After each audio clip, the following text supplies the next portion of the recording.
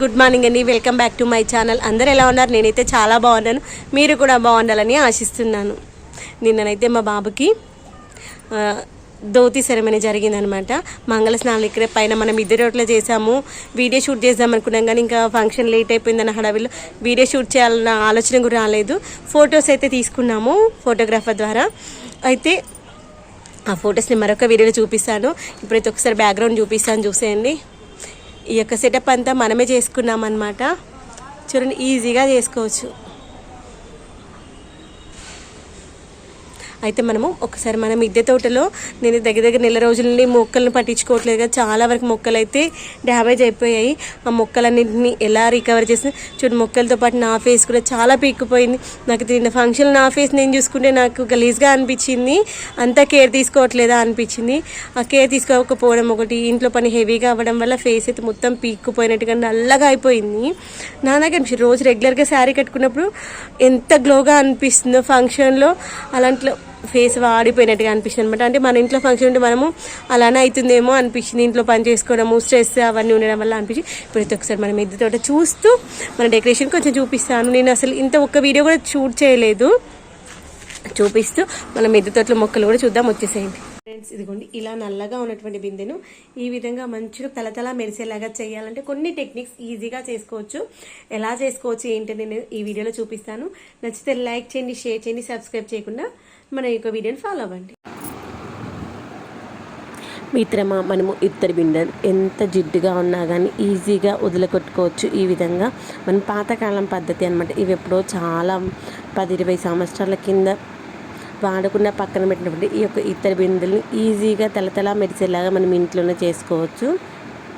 దానికోసం నేను నిమ్మరసము, ఉప్పు ఈ రెండింటిని వాడుకుంటూ నీట్గా క్లీన్ చేస్తున్నాను. చూసారా, స్క్రబ్బర్కి మనము నిమ్మరసం పెట్టేసుకొని ఉప్పు పెట్టేసుకొని ఇలా ఒక్కసారి మొత్తం అంతా రుద్దేసుకోవాలి. రుద్దేసుకొని ఒక 5 నిమిషాలు పక్కన పెట్టేసి ఇదే స్క్రబ్బర్తో కొంచెం సబ్బు, మనం గిన్నెలు తోమేటువంటి సబ్బు ఉంటుంది కదా, ఆ యొక్క సబ్బును అదే స్క్రబ్బర్కు పెట్టేసుకొని మంచిగా రుద్దామనుకోండి. దీనికి ఉన్నటువంటి జిడ్డు అయితే 5 నిమిషాలంటే 5 నిమిషాల్లోనే నీట్గా తలతలా మెరిసిపోతుంది.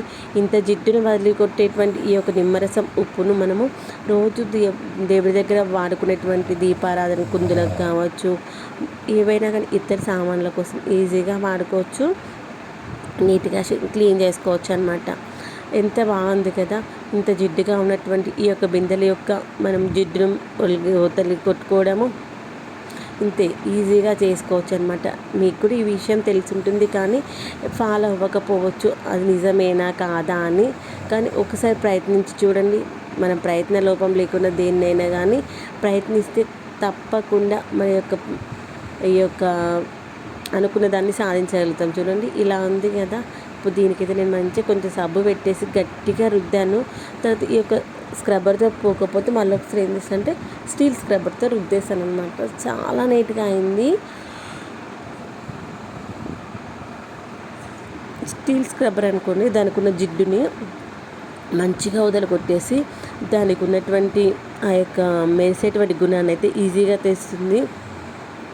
ఇదిగోండి, నేను ఒక చేత్తో ఫోన్ పట్టుకుని ఒక చేత్తో రుద్దడం కొంచెం కష్టంగా ఉంది. తర్వాత ఫోన్ పక్కన పెట్టేసి మంచిగా గట్టిగా రుద్దాను.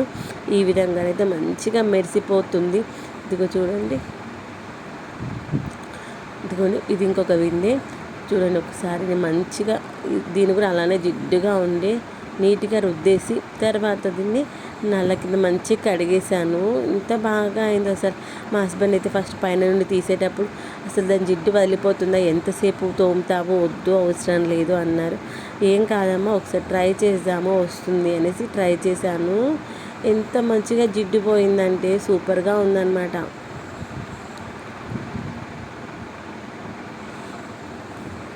మీరు కూడా ఒకసారి ఇలా ట్రై చేయండి. బ్యాక్గ్రౌండ్ అయితే ఇలా సెట్ చేశారు. ఇదిగోండి, ఫోటో మనకి ఫ్రేమ్స్ పెట్టేసి ఇలా అయితే ఎల్లో బ్యాక్గ్రౌండ్, దానిపైన లీవ్స్, గ్రీన్ లీవ్స్ పెట్టేసి రెడ్ కలర్వి మనకి ఫ్లవర్ బంచెస్ ఉంటాయి కదా, ఫ్లవర్ బంచెస్ పెట్టేసి చేశారు. ఇక్కడ మిడిల్లో మనం నిలబడడం కోసం ఇక్కడ చూడండి ఇలా పెట్టేశారు అనమాట. చాలా బాగుంది, మా అనిపించింది. కిందనైతే ఈ యొక్క బ్లూ మ్యాట్, తర్వాత ఇత్తడి బిందెలు, ఇత్తడి సరువులు వాటితో చేసుకున్నాము. తర్వాత వచ్చేసి ఇలా పైన ఇలా హ్యాంగింగ్స్ అయితే చేశారనమాట. మొత్తం అంతా రౌండ్ ఇప్పుడైతే నేను మనం ఇద్దరు చూపిస్తాను, వచ్చేసేయండి.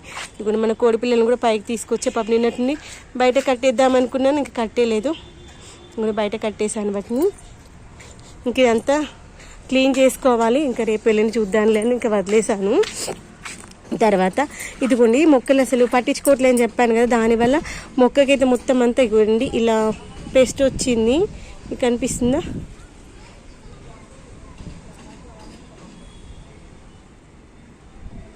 ఇదిగోండి ఇలాంటి పెస్ట్ వచ్చింది. అందుకోసమని అన్ని కొమ్మలు అయితే ఇడిచేసాను. అలా ఉన్నాయంటే మొక్క అసలు ఇంకా సర్వైవ్ అవ్వదు అనమాట. ఇదిగోండి లేత చిగురులు వచ్చినా కానీ మంచిగా పిందెలు అయితే వస్తున్నాయి. అలాంటి స్టేజ్లో మొక్కకి ఏదైనా ఆకులు డ్యామేజ్ అయ్యాయి పెస్ట్ వచ్చినప్పుడు ఆ యొక్క కొమ్మలను అయితే తీసేసేయాలి. తీసేస్తే మొక్క అయితే మంచి సర్వైవ్ అవుతుంది. ఇదిగోండి దీనికి మళ్ళీ మిల్లీ బగ్స్ అయితే స్టార్ట్ అయినాయి. రేపైనా పుల్లటి మజ్జిగనైనా లేకపోతే రైస్ వైనా ఇచ్చుకుందాం. ఇదిగోండి ఒక పురుగు వస్తున్నది, అది మల్లె చెట్టు కూడా చాలా ఉంది. నీమ్ ఆయిల్ అయినా స్ప్రే చేసుకుందాము, పెస్ట్లు ఎక్కువగా ఉన్నాయి కాబట్టి. కనకమరాలు కూడా కాస్త పువ్వులో పూయడం అయిపోవడానికి వచ్చింది. మన లిక్విడ్ పోషకాలు కూడా ఇస్తలేం కదా, వాటికి వచ్చినట్టు ఇవి ఉంటాయి కదా, ఇవైతే తీసేస్తున్నాను. తీసేసి ఏదో ఒక కుండీలో వేసామనుకోండి మళ్ళీ అవే మనకి మొలకలు వచ్చేస్తే వాటిని తీసేసి ఇలా కిచెన్ వేస్ట్ కంపోస్ట్ బీన్స్ పెడతాం కదా, దాంట్లోనైతే వేసేసుకోవచ్చు అనమాట. ఇదిగోండి పాలకూర చూడండి ఎంత మంచిగా వచ్చింది. రేపు మంచి పాలకూర పప్పు అన్న పాలకూర ఫ్రై అయినా చేసుకున్నాము. ఇదిగోండి పాలకూర ఎంత బాగుందో చూడండి. ఇదిగోండి మందార మొక్క కూడా చూడండి ఇలా అయిపోవడానికి వచ్చింది. ఇదంతా గీకేసి నీమ్ ఆయిల్ అయితే స్ప్రే చేసుకోవాలి, లేకపోతే మొక్కనైతే అసలు ఇంకా సర్వైవ్ అవ్వడం చాలా కష్టం. ఇదిగోండి దీనికి కూడా ఇదిగోండి కాయకి ఇలాంటి పేస్ట్ వచ్చిందనమాట. కాయలు అయితే మంచి పిందెలు అయితే స్టార్ట్ అయినాయి మళ్ళీ. ఇదిగోండి అక్కడ కూడా ఉన్నాయి చూడండి పిందెలు, బుజ్జి బుజ్జి పిందెలు అయితే చాలానే ఉన్నాయి. ఇదిగోండి దానిమ్మకాయలు 3, 4, 5 కాయలు ఉన్నాయి. దీనికి ఇంకొకటి కాయ. ఇవి కొంచెం కలర్ మారిన తర్వాత లోపల సీడ్స్ అయితే మంచిగా ఫామ్ అవుతాయి.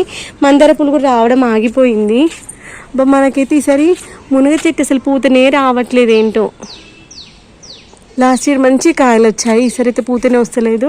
పాపం వాటిని చూసుకుంటేనే కదా వచ్చేది. మన మనుషులకి మంచి సేవ చేస్తేనే మనుషులు మనల్ని గుర్తించట్లేదు. పాపం మొక్కకి నీళ్లు పోసి దానికి పోషకాలు ఇస్తేనే కదా అది మనకి పూలు కాయలు ఇచ్చేది. ఇదిగోండి మొన్నదాకా అంజీర్లు కూడా మస్తు వచ్చినాయి కదా. ఇదిగోండి అంజీర్ మొక్క మంచిగా ఆకులన్నీ రాలిపోయినాయి కదా, కొత్త పూత స్టార్ట్ అయింది చూడండి. కొత్త పూత వచ్చిందంటే మొక్క మంచిగా సర్వైవ్ అవుతుంది. బెండ మొక్కలు కూడా బాగానే వస్తున్నాయి, కానీ బెండ మొక్కకి పెస్ట్ ఎక్కువగా వస్తుంది చూడండి. దానికోసమే అవన్నీ